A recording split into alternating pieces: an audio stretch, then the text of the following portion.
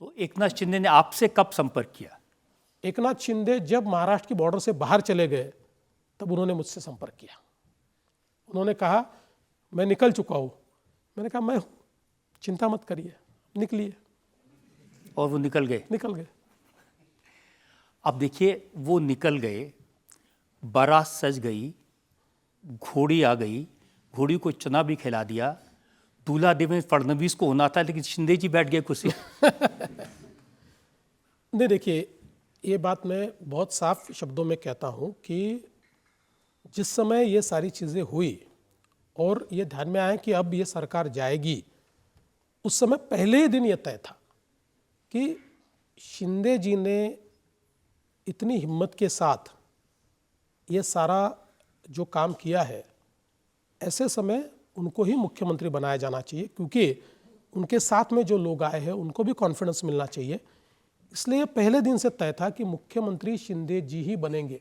इसमें कोई दो राय नहीं थी, इसमें कोई मेरे मन में भी शंका नहीं थी। उल्टा, आप अगर मेरे नेताओं को पूछेंगे तो मैंने ही सबसे पहले प्रस्ताव रखा था कि हम शिंदे जी को अगर मुख्यमंत्री बनाए तो ये सरकार मजबूती से चलेगी, क्योंकि जो लोग हैं उनको भी कॉन्फिडेंस मिलना चाहिए। और हमारे नेताओं ने उसको हाँ कहा। हाँ, सरप्राइजिंग मेरे लिए ये जरूर था कि उस समय मैं ये मानता था कि मैं सरकार के बाहर रहूँगा, लेकिन मेरी पार्टी ने निर्णय किया कि सरकार अगर चलानी है तो अपना प्रमुख आदमी भी अंदर चाहिए। उस समय थोड़ा मुझे अटपटा लगा, लेकिन बाद में मुझे ध्यान में आया कि मेरे नेताओं का निर्णय सही था, क्योंकि सरकार अंदर रहकर ही चलती है, बाहर से नहीं चल सकती।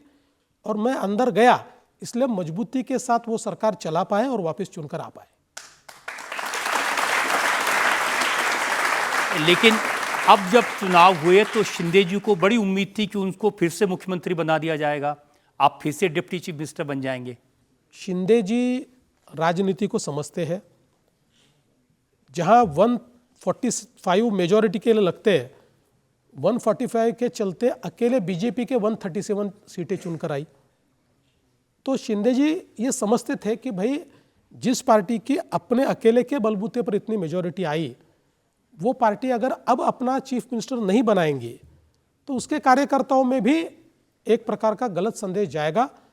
तो जब ये सारा होने के बाद हम लोग हमारे वरिष्ठ नेताओं के साथ बैठे, तो उस समय हमारे वरिष्ठ नेताओं ने जब ये कहा कि भैया भारतीय जनता पार्टी का मुख्यमंत्री बनेगा, तो शिंदे जी ने 1 मिनट में हाँ कहा। शिंदे जी ने कभी भी उसमें ना नहीं कहा। उन्होंने कहा मैं समझता हूँ आपकी इतनी सीटें आई है, भारतीय जनता पार्टी डिजर्व करती है, आप करिए।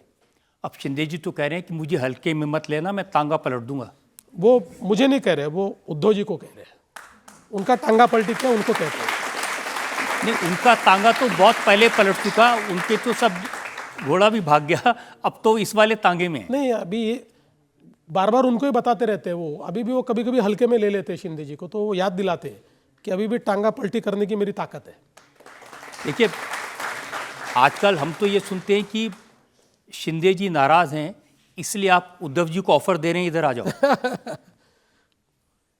पहली बात तो शिंदे जी बिल्कुल नाराज नहीं है, और हमारी ये जो सरकार है 5 साल पूरी ताकत के साथ काम करेगी, कोऑर्डिनेशन में काम करेगी, अच्छे से काम करेगी। महाराष्ट्र को हम विकास की ओर ले जाएंगे। जहाँ तक उद्धव जी का सवाल है, तो मैं बताना चाहता हूँ कि हम लोग विधानसभा में मैं भाषण कर रहा था, उस समय चूंकि वो विधान परिषद के जो विपक्षी नेता है उनकी विदाई समारोह चल रहा था, तो उसमें थोड़ी हंसी मजाक चल रही थी। तो उधर बैठे बैठे हमारे सामने उद्धव जी बैठते, उन्होंने बैठे बैठे कहा कि आप ही इधर आ जाओ, ये सीट खाली हो रही है। तो मैंने उनको कहा कि अब 5 साल उधर आने का तो सवाल नहीं, हम तो इधर ही रहेंगे, आपको देखिए अगर आना है इधर तो विचार करेंगे आपके ऊपर। ऐसा मैंने मजाक में कह दिया, वो कोई ऑफर नहीं थी, तो मजाक में मैंने कहा था, तो उसकी भी एक न्यूज़ बन गई। तो अभी ऑफर देने का कोई सवाल नहीं। देखिए, हमारे यहाँ जगह ही नहीं है। अब बताइए, 288 लोगों की जो एक असेंबली है, उसमें 232 लोग हमारे पास है, बाकी किसी को लेकर बैठाए कहाँ, जगह ही नहीं बची। अगर जगह नहीं है तो अगले दिन 20 मिनट तक 1 to 1 बंद कमरे में क्या बात कर रहे थे आप? नहीं, खुले कमरे में थे, बंद नहीं था, एकदम खुले कमरे में खुले दिल से बात हो रही थी। वो डेलीगेशन लेकर मेरे पास आए थे, वो डेलीगेशन को मैंने सुन लिया। पहले वो और आदित्य दोनों बैठे, फिर उसके बाद उन्होंने उनके बाकी लोग बुलाए। 15-20 मिनट हम बैठे, मैंने चाय पी, उन्होंने आदित्य ने कॉफ़ी पी, उन्होंने कुछ नहीं पिया। उसके बाद बातचीत करके चले गए। वो बातचीत क्या करके चले गई? 2 चीज़ें थी।